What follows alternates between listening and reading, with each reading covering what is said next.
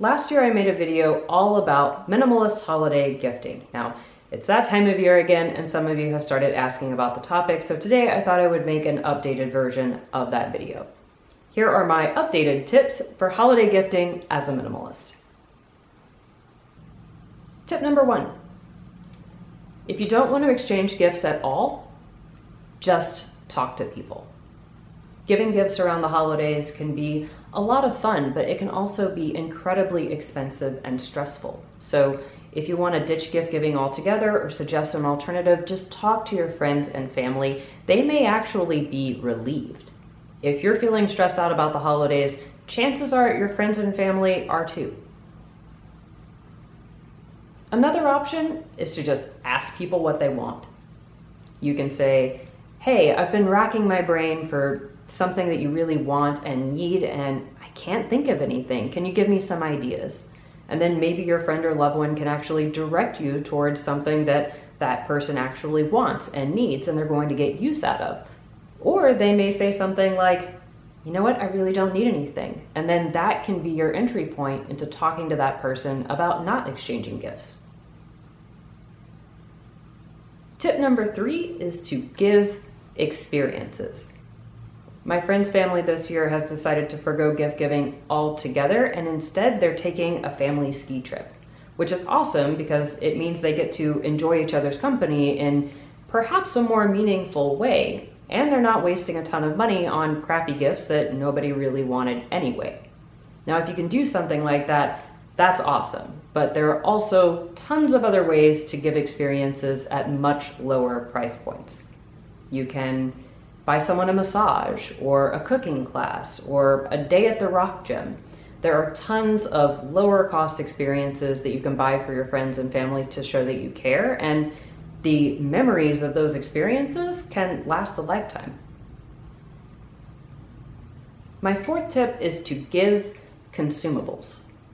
Consumables are any gifts that can be used up, like food or candy or baked goods or skincare or perfume or candles, or I've even seen sort of like beer or wine of the month subscriptions. Anything that can be used up is a consumable gift, and it's not something that's going to be sitting around in the house of your friend or loved one indefinitely. So if you're not ready to forgo gift giving altogether, if you really want to have stuff under your tree, then giving consumables can be a great alternative because sort of by definition, they have a shelf life. They have to be used up, and then you're not giving your great Uncle Lawrence another wallet that lives in a sock drawer for the next 30 years. Another alternative is to explore other alternatives. There are tons of gift-giving alternatives that have been around for a long time, and many of these have nothing really to do with minimalism, but they can sort of simulate gift-giving without needing to buy brand new stuff for everyone. Things like Secret Santa or white elephants, or giving previously used or previously loved items to other people, or having an entirely handmade Christmas gift exchange. I know that part of my family always has a white elephant, and so instead of buying something new, you look around your house for something kind of cool, but also something kind of awkward, and then you just box it up and it looks like a nice normal present, and there's a whole exchange and people can trade and all this good stuff around it. So if you don't want to buy new gifts for everyone on your list, then exploring some really popular alternatives can be a great way to go. My final minimalist holiday gifting idea doesn't really have anything to do with gifting at all, and it is to make a new tradition. Maybe you start a potluck or play board games with your friends and family members, or maybe you all volunteer together or pull your money and donate it to a charitable cause. Gift giving doesn't need to be the sole tradition of the holidays. It doesn't need to be that thing in the spotlight. It doesn't need to be something that we do at all. And especially if you want to forego gift giving, it can be a really good idea to start some new traditions to take its place. Another tradition that you can start either by yourself or with other people is to play the 30-day minimalism game in December.